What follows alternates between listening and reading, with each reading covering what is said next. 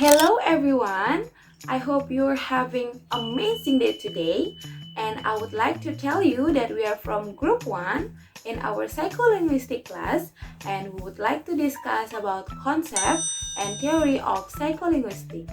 The group members are Alma, Yuli, Dewi, and me. And we made this video for assignment purposes of our psycholinguistic course by Mr. Raja as our lecturer in Faculty of Humanities of Udayana University. Well, the first presentation will be started by Dewi. The presentation. First is the definition of psychology. Psychology is the scientific study of the mind and behavior, according to the American Psychological Association. So, psycholinguistics is a branch of study which combines the disciplines of psychology and linguistics. It is concerned with the relationship between the human mind and the language as it examines the process that occur in the brain while producing and perceiving both written and spoken discourse. Linguistics is defined as the scientific study of language. The concept of language and linguistics.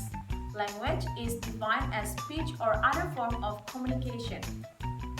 Language is the expression of ideas by means of speech sounds combined into words. Words are combined into sentences. This combination answering to that of ideas into talk, according to Henry Swift. It is basically a system of signs that we use in communicating with ourselves and with one another. Meanwhile, linguistics is the scientific study of language which involves an analysis of language form, language meaning, and language in context. Linguistics is the study of human language. According to Langacker, it is clear enough for students to understand that linguistics is a science as the term which is complex with the bound morphemes. Meanwhile, another linguistics definition is given by Hartman and Stork, which is a part of study that the object is language. Linguists study language as man's ability to communicate as individual expression, as the common heritage of speech community, as spoken sound, as written text, etc. Hartman and Stork. Let me continue to the relation between language and psychology. Psychology deals with how humans relate to one another and to themselves, which sounds strange but is true in everyday life. Psychology is the foundation on which linguistics is built. It provides hints, rules of thumb, and principles we use to understand how languages are formed, changed, and used. Language is the principal medium of our everyday interpersonal relationships as we talk to one another. We know from psychology that the surface form of language is not the real form that's in our heads. Let's continue to the three primary processes investigated in psycholinguistics. The first one is language comprehension, which means understanding what other people say and write. The second one, we have language production, which is the production of spoken or written language. It describes all of the stages between having a concept and translating that concept into linguistic form. And for the last one is language acquisition.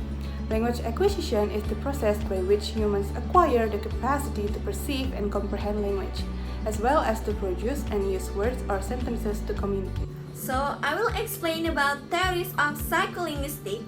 Theory of psycholinguistic focus on primarily on language acquisition. Its aim to provide a fairly universal theory to how our brains acquire language and comprehend it. The first one is behavior theory by B.F. Skinner 1915. This theory emphasizes that language learning is a process habit formation, which is involve a period of trial error and where the child tries and fails to use correct language until it succeeds. The second one is innate theory by Noam Chomsky. This theory proposed that children have an inborn or innate faculty for language acquisition that is biologically determined. And the third one, cognitive theory by Giant Pigeon. This theory states that a child first becomes aware of a concept such as relative size, and only afterward do they acquire the words and pattern to convey that concept. And number 4, social interactionist theory by Vygotsky.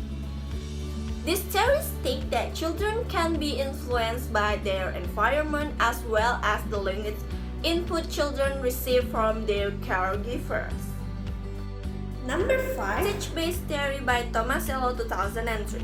This theory suggests that children initially build up the language through very concentrated construction based around individual words or frames on the basis of the speech they hear and use. And the last, optimality theory by Prince and Smolensky 1993.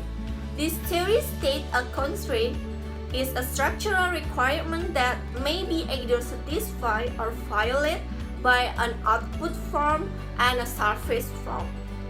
Well, from all the presentation that has been presented before, we can conclude that language is defined as a speech or other form of communication, and it is basically a system or sign that we use in communicating with ourselves.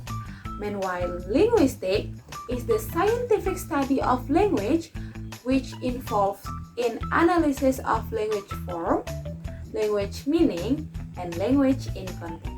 Are three primary processes investigated in psycholinguistics. First is language comprehension, which is understand what other people say and write. Second, language production. It's dealing with production of spoken or written language. And third is language acquisition. It's the process by which humans acquire the capacity to perceive and comprehend the language. In psycholinguistics, there are 6 universal theories of how our brain acquire and comprehend the language. First, behaviorist theories by B.F. Skinner. Second, inattention theory by Noam Chomsky. Third, cognitive theory by Jane Piaget. Fourth, social interactionist theory by Vygotsky. Fifth, usage-based theory by Tomasello. And the last, optimality theory by Prince and Smolensky. Well, that's all our presentation today about concept and theory of psycholinguistics. Thank you for the attention and have a good day.